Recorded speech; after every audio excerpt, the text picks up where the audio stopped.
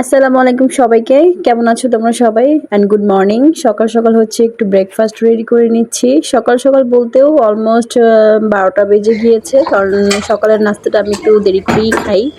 সকালে ঘুম থেকে উঠে হচ্ছে ঘরের কাজগুলো টুকিটাকি সব সেরে তারপর হচ্ছে অনেক সময় রান্নাবান্না শেষ করে হচ্ছে নাস্তাটা আমি শেষ করি।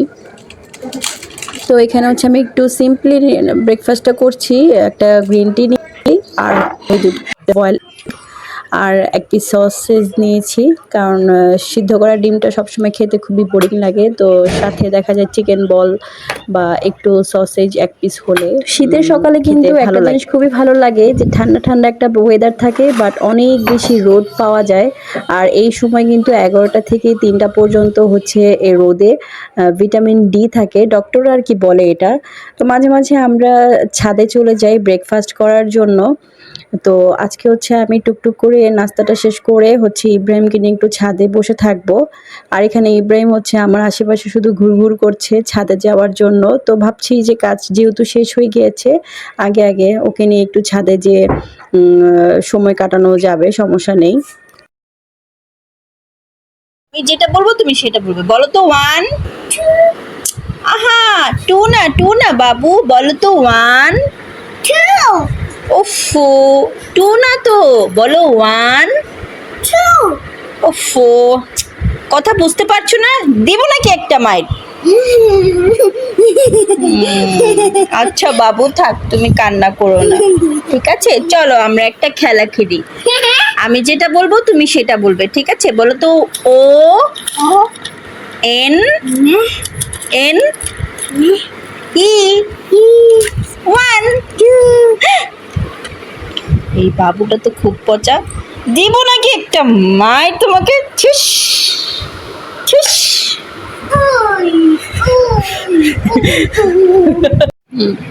হাতি ধরা যাবে না।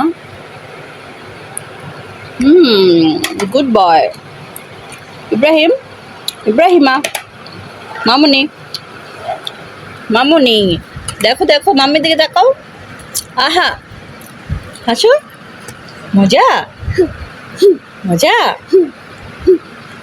তো ছাদে হচ্ছে অনেকটা সময় কাটানোর পর হচ্ছে আমি ফ্রিজে দেখলাম যে একটা তেলাপিয়া মাছ আছে বড় সাইজের। তো এটাকে আজকে ফ্রাই করব। এটা ভিজিয়ে হচ্ছে গোসলটা সেরে নামাজটা পড়ে নেই ভাবছি। আল্লাহর কাছে দোয়া করো। দেখো, হ্যাঁ আল্লাহ তুমি আমার বাবাকে ভালো সুন্দরভাবে ধরো, রেখো।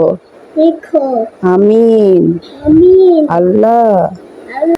আর এই মাশরুম যখন নরম হয়ে গিয়েছে, নরমাল হয়ে গিয়েছে, তখন হচ্ছে ভালোভাবে লেবু লবণ দিয়ে হালকা একটু গরম পানি দিয়ে ভালোভাবে ধুয়ে পরিষ্কার করে নিয়েছি। তারপর হচ্ছে আদা রসুনের পেস্ট আর লবণ, হলুদের গুঁড়ো, তারপর মরিচের গুঁড়ো এগুলোই দিয়েছি। নর্মাল বাসায় যে মশলাগুলো থাকে আসলে সেগুলোই দিয়ে আজকে মাছটা ফ্রাই করব। ভেবেছিলাম তান্দুরি করব, টক দই এগুলো সব কিছু দিয়ে, বাট হঠাৎ আসলে ফ্রাই করার চিন্তা হয়ে গেল। তো তান্দুরি আরেকদিন করব। তাই আর কি আজকে ফ্রাইটাই করে নিচ্ছি। একটু ডিপ ফ্রাই করব। ভালোভাবে মশলাগুলো একটু মাখিয়ে নিতে হবে। আর যে মাছের যে মাঝখানে যে কাটা জায়গাগুলো সেগুলোতেও কিন্তু আমি মশলাটা ভালোভাবে ঢুকিয়ে দিয়েছি। আর এখন প্যানে হচ্ছে তেল দিয়ে দিচ্ছি। একদম সিম্পল একটা ফিশ ফ্রাই করব, তেমন স্পেশাল কোনো কিছু আসলে না। এই তো মাছটা দিয়ে দিলাম, যেহেতু একটু মাছটা বড় সেক্ষেত্রে হচ্ছে একটু সময় নিয়ে ভাজতে হবে। আর বারবার কিন্তু ভাজা হচ্ছে আর আমি উপর দিয়ে হচ্ছে মশলাগুলো দিয়ে নিচ্ছিলাম। তো বেসিক্যালি আসলে মাছগুলো আমি এনেছিলাম একটু বিগ সাইজে যেন তান্দুরি করতে পারি। তো কেন যেন আজকে তান্দুরি করতে ইচ্ছে করছিল না, ফ্রাই খেতে মন চাচ্ছিল। তো এক পিঠ ভেজে ভালোভাবে একটু উল্টে দিলাম। ওটাতে একটু প্রবলেম হচ্ছিল বিকজ আমার প্যানটা একটু ছোট হয়ে গিয়েছে আর মাছের তুলনায়। তো এই তো একটু তেল আমি উপরে উঠিয়ে একটু ভিতরের দিকে যে কাটা যে জায়গাগুলো আসলে সেগুলোতে একটু দিয়ে দিচ্ছি যেন ভালোভাবে এটা কুক হয়। তো এই তো ফাইনালি আমার মাছ ফ্রাইটা হয়ে গিয়েছে। খুবই সিম্পলি আসলে ফিশ ফ্রাই বলা চলে। তো এটা কিন্তু আমি ভাত দিয়ে খাবো না আজকে। তো তো যেটা বলেছিলাম তান্দুরি করে আসলে নান রুটি দিয়ে খাবো, তো তার সিম্পল হচ্ছে ভার্সন এটা, যে বাসায় একেবারে সিম্পলি 2টা রুটি বানিয়ে হচ্ছে ফিশ ফ্রাই করে হচ্ছে খেলাম আর কি। দুধের স্বাদ তো ঘোলে এমনই পিঠার করি কথা মাঝে আছে মাঝে না? টুকটাক স্পেশাল খেতে ইচ্ছা করলে, সেটা যদি কুক করতে ইচ্ছা না করে তেমন কিন্তু আমি চোরামি করে এরকম সিম্পল বানিয়ে ওটাকে খেয়ে ফেলি। তো সবাই ভালো থেকো, আজকের মতো ভিডিওটা আমি এখানে শেষ করছি, সবাইকে জানাচ্ছি আল্লাহ হাফেজ।